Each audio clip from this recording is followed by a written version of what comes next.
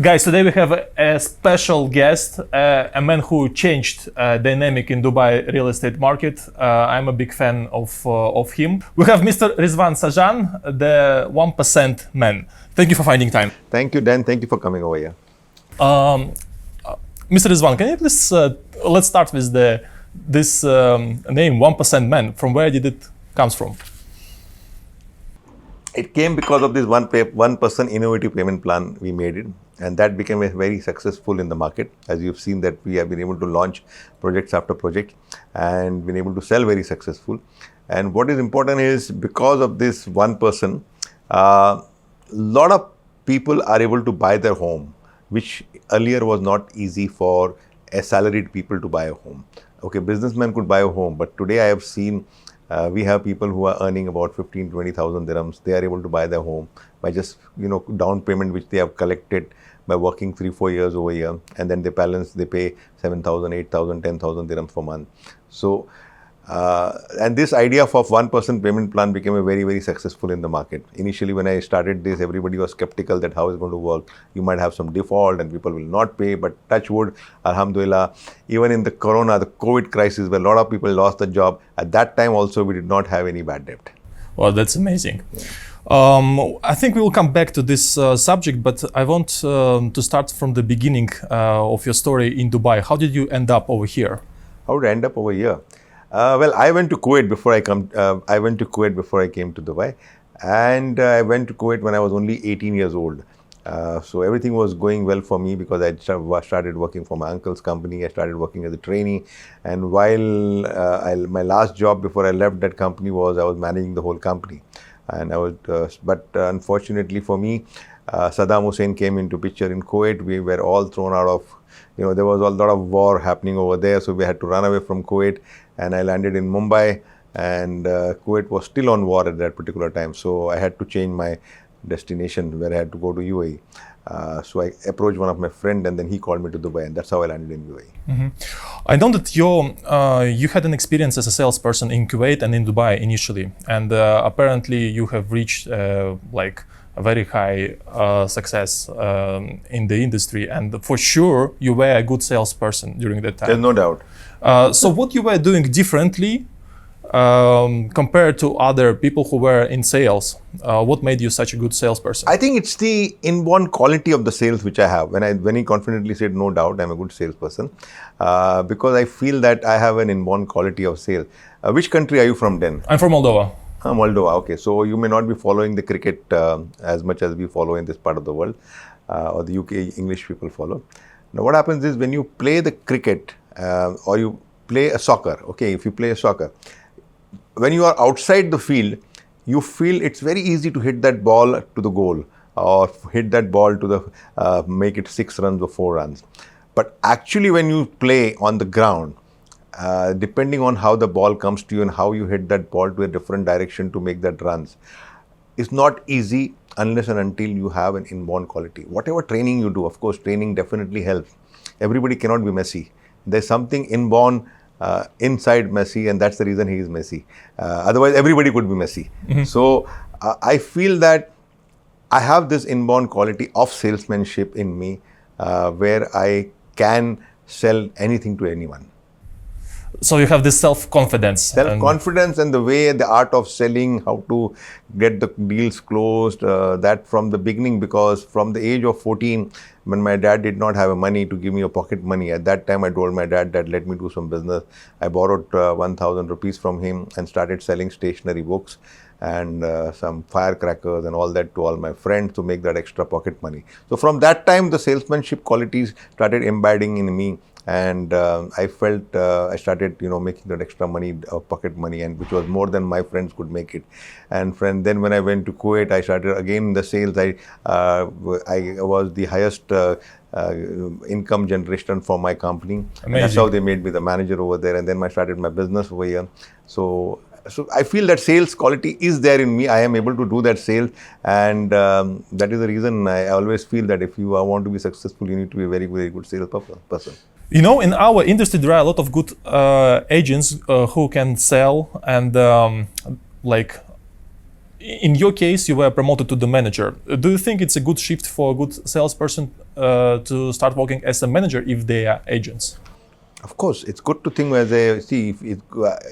It's good to start work for somebody as a trainee. Like if you're joining and if you're good in sales, gradually go self-promoted in different from a trainee to a supervisor to an assistant manager to a manager to a general area manager and the general manager and plus. The list continues. So it's always good to go on getting yourself promoted in the company which you are working. And one fine day when you come that you have had enough, that okay, you have grown in that company enough, you can start your business. This was my next question. Tell us about your transition from an employee to opening your own company. It's happened by chance, I would say. I would not be doing this business. Not many people know this. Like if Saddam Hussein wouldn't have come to Kuwait, I would probably working in Kuwait. And I was very happy working there because I started as a trainee with a salary of only 150 dinars, which was about 1800 dirhams. And when I left the company, I was earning about 1,500 to 2,000 dinars, which was about 18,000 to 24,000 dirhams. So I'm talking about 30 years ago when I was earning 18,000 to 24,000 dirhams. It was good money for me. Yes. And I felt that why should I take any chance when I'm earning that sort of money? And I would have never taken the risk of losing that job and starting something on my own, because first of all, it was my uncle's company. He had given me all the authority to do what I want. I was managing this company. And then secondly, I was earning also good enough. So, but it so happened that Saddam Hussein came and we were forced to leave that job and run to Mumbai. And I had to find something to make myself, make some living for myself. And that's how I decided to come to Dubai. And that's when I told my wife, because the company which I worked for in Dubai also, I made a lot of money for him also. And at that particular time, I said, okay, look, now I told my wife, look, I have this small money, 100,000 dirhams in my pocket, and I should do something on my own. My wife said, you are crazy, because you just came out of a crisis and you just started making little money, because, okay, you were making earlier money, then you went into crisis, now you again settled down, and not even a year you are settled down and you want to start your business. So I said, look, Kuwait, in India, I was working, I made money. In Kuwait, I was working, I made money for my boss. Dubai, I started making money for my bosses over here. I started making more money than you could imagine over there. I said, then something is there in me that I can do that sales and I can do my company. So that 100,000 dirhams, I decided to start as a brokerage company where 30,000 dirhams, I gave it to my wife. For 6 months, I said, you're going to manage this 6 months, not going to ask me any extra more money. 5,000 dirhams per month, you're going to spend that money. And another 70,000 dirhams I had, I took an office on rent, I took a car on rent, and I started going out in the market doing a brokerage. It so happened that initially 2-3 months was difficult for me. 3 to 4 months was difficult, but then I cracked my first deal in the 4th month. And then there was no looking back to work as a broker. So when you say you worked as a broker, can you tell us more, what kind of brokerage was it? It was a building material. It was a building material trading brokerage where we were selling plywood, timber, steel. So because of the Kuwait connections where I was working as a broker in Kuwait, I had all the connections of the people who were selling the material. The only important thing was to find the buyers over here and who could trust you. Now, being a young boy coming from Kuwait, not that trust to gain that confidence of the traders was not easy. But luckily, I was able to do that because of the salesmanship quality, which I am always been proud about, that I was able to crack a couple of deals, and then it was no looking back. Like once you sell to one person, you can always say, oh, look, that competitor has bought, why don't you also buy? Can you share with us one of the such stories where you closed a deal and this deal was some kind of special for you in the beginning? It so happened, when I was started as a broker, it was when I went to all the traders over here in Dubai, selling the building material, and they said, Rizwan, you have come from Kuwait and we are in Dubai. Dubai people always have their little bit of, they feel that little much more better than other GCC countries they are. And what are you going to come and sell us? We know everything better than you. I said, absolutely right. But it so happened that one agency which I was selling for them in Kuwait, luckily I got a hold of that agency of a galvanized corrugated sheets from Japan. Now that was a turning point, because that galvanized corrugated sheets was required by the traders over here, and that agency because the trader the agency whom I got in Japan, I was selling for them in Kuwait and I was selling very well. So I wrote to them, look, I need this agency in Dubai.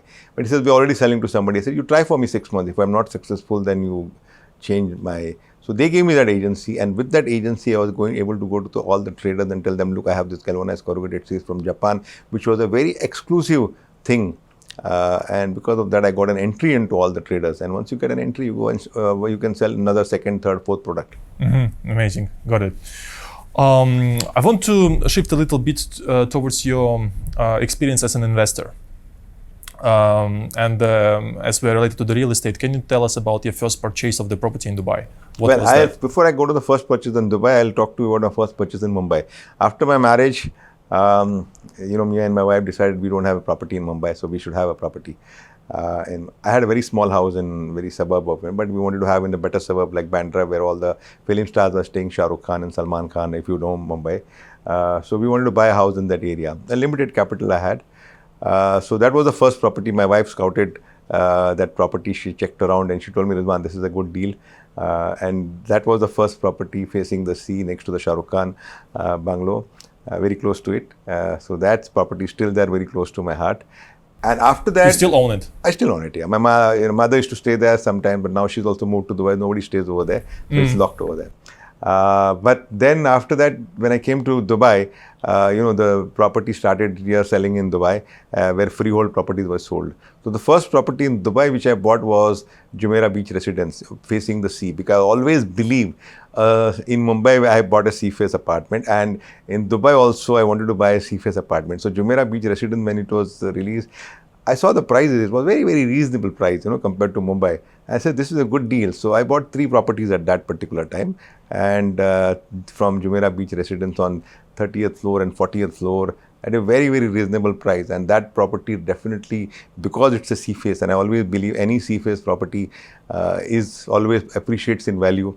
And that property did appreciate 4 to 5 times compared to what I bought at that particular time. Yeah, the prices back then were incredible. And that's the reason I'm launching my Seaface property, the first. I'm very excited about that project. Honestly speaking, can we talk about this? Yeah, we can. Because tomorrow it will be out. Maritime City. It's in Dubai, Maritime City. In my opinion, is the best area right now for the investment. I'm a big fan. I have there. I bought myself the property. I sold there a building of MR in Maritime City. So I'm a big fan of. And you know what? Something I'll tell you more than that. Okay, first of all, it's a Maritime City. And I will send you some rendering of the building which you can show in your podcast. Aditi will be able to send you some show apartments and all that. So rendering building and show apartment. And the most important thing, it's all furnished by Tonino Lamborghini. Oh, amazing. That's the icing on the cake, where how the first one was Aston Martin, now we have the Tonino Lamborghini tied up with us. Incredible. This is the first branded, I would say, such a brand coming in that Maritime City. So it's like I just heard in the today's newspaper, where a Bulgari residence or the Palm, there was a Palm property was sold at 14,000 dirhams a square feet. So incredible that was. But I'm not planning to sell at 14,000 dirhams. My price was very, very reasonable. It's in the range of 2,500 dirhams, approximately 2,500 dirhams, with a Tonino Lamborghini furnished thing. Yeah, I'm very excited for this project. Coming back to your experience as an investor, can you share some of the mistakes that you have done as an investor in the real estate market? To be honest, then, because I was in the building material industry, I could understand the dynamics of how to buy the real estate. When I say I bought some properties during the boom time, but I never bought any property which was very high price. When I say very high price, like I would calculate the price of the land of that particular area. Then I would calculate the construction cost, that little bit of knowledge I had because of dealing in the building material. And then I will calculate the profit and the other expenses which probably a developer may incur to do that. And when I feel that he is making a reasonable profit, I would put my hand into that. So in spite of the ups and downs where people have lost in the property deals in the past, after the recession also, when I calculated my balance sheet of the property portfolio which I had, I was in the plus. And one of the reasons, in spite of the market going down, and this only reason because of the calculation where if you as a smartly calculate the cost of the land, you calculate the cost of the development and the profit a developer is making. If he's making a reasonable profit, then you should put your hand there, because nothing can go wrong, because property prices always will be in demand. But if you know that the property cost is 1,000, 1,100, 1,200 and a developer is selling for 4,000 and 5,000 dirhams, and you buy that property, definitely there's going to be a downside. Like people have bought at 14,000 and 15,000 dirham, 13,000 dirham for a property which is a sea facing. If the market comes down, that property is going to hit down. I'm sorry to say that without naming anything, but my 2,500 dirhams will, even if it comes down, it will come down to 2,000 dirhams. But if it goes up, it is going to multiply by 2 or 3 times. So that's the calculation. If you keep in mind, you'll never go wrong. And you as an investor, do you consider yourself like an investor who holds the property for a long time, or you like to flip as well units? I don't like to sell a property.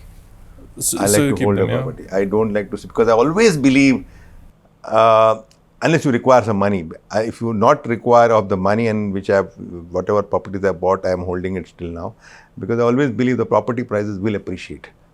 It's not going to go down, because the good prime properties, if you have bought it at the right place at the right time, it's going to go up. So it's, instead of flipping, and if you are able to make that extra money to buy another property, why would you want to flip? Like I said, if you require a cash and you want to buy another property, that's a different story, or you require it for your business. But if you don't require, it's always better to hold on to your properties, because over the years it will go up. Got it.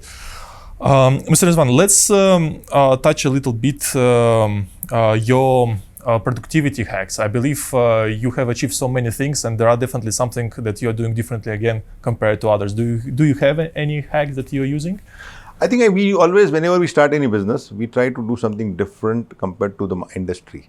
Let me start from building material, because when I started the building material brokerage business, then we decided to go into the trading of building material. So everybody was selling building material at that particular time, but they were selling the basic building material. When I say the basic building material, they are selling all the commercial white wood and the commercial plywood, which was required for the construction of the material. I said, if I'm going to go and sell against the giants who are doing it, I will not be able to compete, because the volume they are able to bring in is much larger than what I would bring as a small trader. So then how do I compete or do something differently? So at that particular time, Dubai was growing.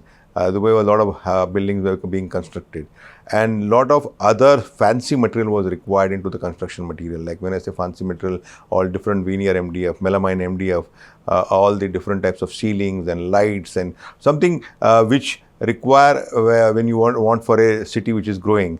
And so we started not on the building material, basic building material, but going into something special materials, which and we started capitalizing on that. And initially we thought the turnover is going to be small, but because Dubai was growing at a much faster speed, so the special building material, the margins are also better, and we were able to get that volume also. Then came Danube Home. Danube Home also something, when we started building our house, we realized that there is we had to go to buy a house, we have to go to buy a chandelier at one place, we have to go buy wallpaper at another place, you have to go buy paint at another place, sanitary at another place, garden furniture somewhere else, furniture at somewhere. I said, this is nonsense, because it's better to have something like what we have in Europe, where you have everything under one roof. And that's how we decided to come with the Danube Home, and that was again another big successful. Then came the property business. Everybody was into property. We decided to launch a property. I said, how do I differentiate myself? Because if I'm going to again compete with the giants who are already succeeded in the market, I will never be able to succeed. So we came out with this 1% payment plan. So I always feel the hack which you're talking about, the hack is come something differently. Your USP should be completely different compared to what the market is offering. And if you come back with the USP of what some different and market it well, you will always be successful. And that's my hack. And what about your personal productivity hacks in order to be able to, I'm sure you have a lot of pressure, a lot of responsibilities. How do you manage to stay under such pressure? I think it's again an inborn quality. It's very difficult to make me angry. Unless you do something very wrong. Then if you have made me angry, that means you have really rubbed me on the wrong place. And secondly, because I feel that I'm a very cool person when I'm handling to the staff and all that. And the second thing, I practice a lot of, so I do swimming in the morning, and I do breathing exercise and yoga. That also allows you to keep you a little calm and cool. Do you do it every day? I do it every day, yeah, without fail. Almost 1.5 hours to 2 hours I spend every day in the morning for myself. When do you wake up? I wake up around 7 o'clock and I start by swimming by 7:30. 7:30 to 8 I am doing my swimming. 8 to 9:30 I am doing my yoga and pranayama, which is this breathing exercise. So about 2 hours I give it to myself, and that helps me keep going. And then again in the afternoon I rest for half an hour, so that power nap, so that I can work till late in the night. Got it. So you said that after you opened the new home, you decided to become a developer. Was there any turning point or maybe some important conversation that you had before you decided, yes, let's go for it? No, there was no turning point. It was good. Danube property was, it's like Danube building material, Danube home and Danube properties are complementing each other. Yes, so it is very good. I mean, Danube building material could sell to Danube home could sell to Danube building material, Danube properties could buy from Danube home, vice versa. I mean, it's complementing each other. And why did you decide to name the company Danube? Oh, that's the story, because I used to go, where I started as a brokerage company in Dubai. I used to go to Europe, Romania a lot to buy the wood. In Romania? Yeah, in Romania, in Bulgaria, in Czechoslovakia. And everywhere we used to go, you see that Danube River over there. A lot of radar stations where Danube station, Danube this. So this name always incited me, like this Danube is a good name and I should come and name my company Danube when I come and start my own company. So when I came and started to apply my company as a Danube building material, when I decided to make my own company, I sent my application to the Dubai municipality to get it approved, and they rejected, Dubai Economic Department, and they rejected, saying that Danube, at that I'm talking about 30 years ago. 30 years ago, they rejected the name Danube. He says, why rejected? Because this is a very English name and we are an Arabic country, and this. So I said, what do I know? Find another name. So then I spoke to one of my friend who was in the business. So he was a Emirati. And Rizwan, I'll give you an idea. Put your application again as Al Danube Building Material. So it worked. A small shortcut. And talking about the names, can you tell us about this story with the letter Z in the end of the name of the project? That's by coincidence, because when I wanted to go into the property, that was my dream long back, that I want to go into the property and be a developer myself. So the first project we wanted to launch was, we had to find a name. And I said to myself, let's have it as Dream Villas, So we went again to the economic department. So he says the Dream Villa is already taken by somebody. So you can't have that, we cannot give you the same name. So again, brainstorming, I said, okay, Dreams Villa, DREAMZ Villa. That approved, and that luckily for me, it sold out very fast. So I said, next project when we had Glitz, so I said, okay, let's put Z again. Then we have elites, again we put Z. So resorts, so everywhere it's Z, and so far the Z, I believe, is one of my lucky charm where I'm able to sell. So we are using that Z everywhere. Yeah, that's cool. And can you tell us, when you think about launching a new project, how do you approach the breakdown of number of different types of the units inside it? How many studios in 1 beds, 2 beds, 3 beds? I think we have learned over the years what formula works over here. Of course, studio 1 bedroom sells the maximum. But it's not easy to get studios and 1 bedroom approved from the authorities, because there's a traffic study they have to do, that number of cars which is going to be used. So, but we have a formula, like, okay, whatever goes into the picture, like so many percentage of studio and 1 bedroom and 2 bedroom. So we try to work on that formula and try to sell. And so far it's been, luckily, whatever inventories we have launched in the past has already been sold out. There's nothing, I hardly have anything to sell. Okay, but so your main focus is in studios and 1 beds? No, studios 1 bed, 2 bed and 3 bed. It's not only studios and 1. Studios and 1 bed you cannot get from the authorities. You have to have the 2 bed and 3 bedroom. But then you have to come out with a nice layout that the people like the 2 bedroom and the 3 bedroom. Like 2 bedroom we have with the swimming pool. So that's an additional advantage. So we come out with different angles where you get an idea. What are some unknown challenges on the market that a new developer who is planning to start on Dubai market doesn't know about? I think the biggest challenge is to sell a product, which people feel that, if the one company is selling, or the second is selling, or third, like MR is able to sell, Damak is able to sell, Danu is able to sell, Shoba is able to sell, I can also sell. It's not that. It's not that easy, to be honest. You need to figure out how to sell, and people like to buy from somebody whom they rely on. I'm here for the 30 years, so people have the trust in me. selling is the most important key, and if you're not able to sell that property on time, then you don't have your finances to build the building and you land into trouble. And if the market changes a little bit also, then the developer is gone. So especially the new developers who come into the market, like you will see if there is any correction in the market which will come, they will be the first to run away. And the people who are here for a longer time, they'll be able to hold on because they have that equity to build the building and all that. And they would be able to arrange that bank finances if required to complete the construction. But for the new developer, even the banks are not going to lend them any money. So always I would advise all the people who are buying the property to buy from reputable people whom they can trust, who has a good track record, and not to fall in for a trap of a new developer who would probably give you a little bit cheaper, but in case of a problem, you will not be able to see. And people have lost money in the past during the recession which we had in the 2008, 2009. How many developers ran away from here? So strong advice to the people that don't fall into the trap with any new developer. Mm-hmm. And would you advise a new developer, let's say a reliable with the finance, to enter the real estate market right now in Dubai? Yeah, of course. Dubai is a good market and of course a growing market. Definitely, you have your finances covered, you should enter. But a lot of people get carried away with the hype of the property Dubai is, and they feel that okay, they can become a developer. I have seen a lot of developers who doesn't have anything in the pocket, but they would just make a catalog and launch, and they will think that the property will be sold, and maybe they'll sell 10-20% and try to start the construction. If they are not able to sell in the future, then they are in trouble. Like right now, Dubai is we're faced with a very big demand from all over the world. Why do you think Dubai is so popular right now? I think many factors to it.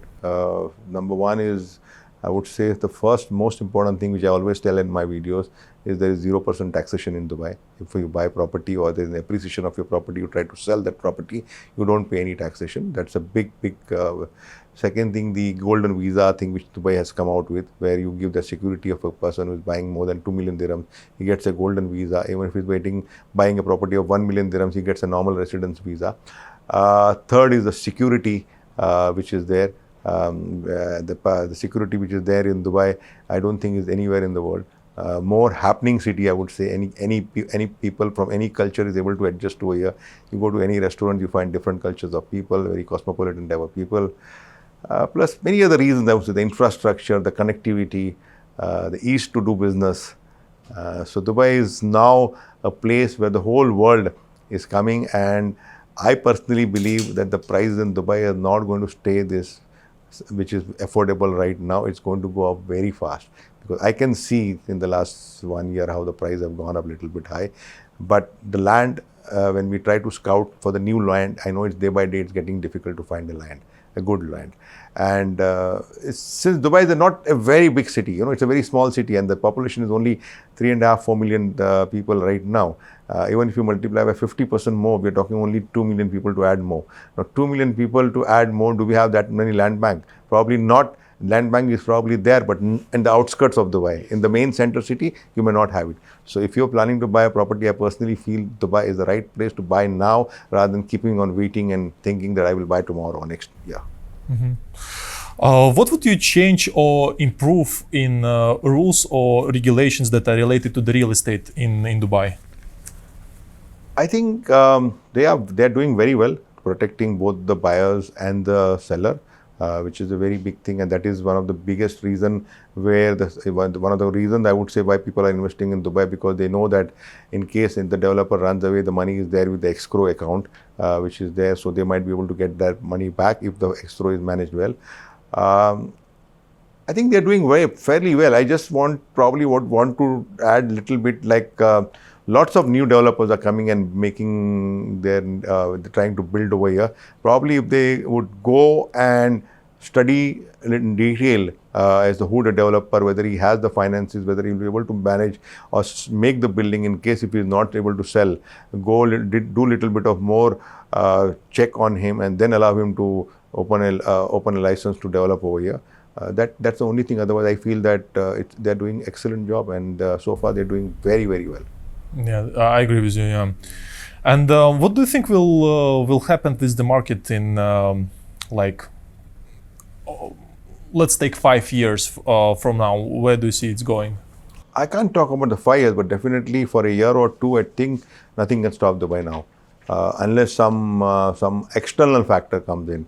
External factor like something like a corona type of a disease or some recession which hits the USA or something, or the Europe, that can affect the market a little bit, or some political or some problems which we have not anticipated, that comes into, or some terrorism which can come into. Otherwise, nothing can stop Dubai at the moment. Talking about your status as a billionaire, have you ever dreamed to become one? No. It just happened. It just happened. I mean, I've never, today also I don't feel I'm a billionaire. If you look at my lifestyle, I'm a very simple guy. I mean, you asked me which watch I'm wearing. It's only a 5,000 dirhams watch. It's not some Patek Philippe or which I'm wearing. So I've never been fancied about something which looks good. I feel nice, I'll buy it. Now the jacket is no some brand. It's like a stitch from one of a designer over here. It's costing me less than $1,000. So I'm not that particular very, very fancy about it. I never feel that I've made that money billion and I'm going to flaunt it or something like that. Can you tell us about that day when you realized that you were the billionaire? And that's what I'm telling you. I never feel like I'm a billionaire. If you look at my lifestyle, what I eat, how I eat, what restaurants I like, I never feel like I am a billionaire, to be honest. Mm-hmm. It's okay because people know me, they know I'm a billionaire. But if you talk to me on the people who don't know me, they will look at me, are you owner? Like people used to ask me, are you the owner of Danube? Then you ask me the question again, are you the owner of Danube? So I said, yeah. You have any partner? I said, no, I don't have any partner. So I don't have that charismatic where I can try to look like a billionaire or something, or try to prove like show like a billionaire. So because that thing has never gone into my head. I see. I think for people who are around you, maybe from time to time they feel that it's a little bit difficult to give some kind of present to the billionaire. I'm thinking this way, what kind of present I can give to the billionaire? Can you name some of the presents that you recently received that were kind of important for you? Or I think you can say special. Present-wise, it's never the money or the gift anybody gives me that makes me important. But when somebody who deserves a property has bought a property from me, and when he gets the key, like I remember last week, before few days, we had some people and coming to my office, and he says, Rizwan, my husband died, and with the gratuity money, I could put it in the down payment 4 years ago. And today I have got the property key in my hand. When my husband was there with me for 30 years, I did not have a property of my own. And only because of you, because of your 1% payment plan, that I'm able to own this property. Now, that happiness is more than any present which anybody can give me, to be honest. Yeah. That feeling of allowing people to own their own house, that's what makes me feel very happy. I think it's the last question for today. Which advice would you give to somebody at age 20, 30, and 40? 3 different answers, please. So I would put it this way. I started my work at the age of 14. Now you'll say, why you started at the age of 14 when everybody is going to the school? Because my dad was not able to afford any pocket money for me, extra pocket money which I wanted. He put me to a good school, but he was not able to give me that extra pocket money. So at that particular age, I started working, where I started selling firecrackers and stationery, books and milk to the people around. And from that time, I got that experience. So I feel you should not wait even up till the 20. Even when you're 14, 15, you have realized that you require that extra money to make something for yourself. You should start working during your spare time. I don't say leave your study and start working. During your spare time, when you have this holidays, the 2-3 months holidays where you're wasting your time on the computers and doing some chat and all that. If you should try and work that half a day extra and make some money for yourself, you start making money. And when you're 20, probably you will be wanting to complete your education and trying to become a doctor or an MBA or whatever field you want to go into. But by the time you're already finished from your schooling and college, I think you are in the age of 23, 24. At that particular time, you should have an idea as to what field you want to go to, because you may know that you are very good at playing a piano or playing cooking or whatever field you want to go, or you're a good salesperson, or you want to be a good technological person in the IT related field or in the accounts or whatever field you are. take that field as your thing and try to master over it. That means try to learn every day something new in the age of 20 to 30 as much as possible. And by 30, you have mastered the whole thing. And then you start working for somebody, I would say, maximum for 3, 4, 5 years. And by 35, if you're very good, start your own business. And what about 40? Huh? And what about 40? 40 is 35, you started, then 40, because after 40, you know what happens is, as you grow older, it become difficult to take that risk. Like when I started my business when I was only 28, when I came to Dubai. Because I knew that, okay, if I am not able to make in my business, I will be able to go back to my job. And I won't be losing much except that 100,000 dirhams which I had in my pocket. But if you start making at the age of 40, 45, 50, and then you try to experiment and you lose, then it's difficult to go back to work, job and all that. It's not that easy. But youngsters, you have that extra energy to do something different. So I would always feel that try to do your business around 40, but not later than that. And which age do you think is a good age to consider to start building a family? Because we discussed the business, but I'm sure some people as well would be curious to hear the answer from you about this subject. I think 30 is the right age. Earlier it was 20, 21, then it became 25. But today's generation, I would say 30, because by the time you already settled in your career, you already know what you're doing, you have some earning for yourself, whether it is a boy or a girl. And 30 is the right age to get married and within 2-3 years enjoy your life and then get your children. Mr. Rizwan, thank you so much for your time. Thank you for sharing your story, your experiences, the story of the company. It was a big pleasure, and I hope we will repeat this sometime soon. Thank you, Dan. In the nearest future. Thank you, and wish you all the best. You're doing a wonderful job, and doing like this, different interviewing people. It's an excellent job getting information and passing on to the people. Well done. Thank you so much. Thank you.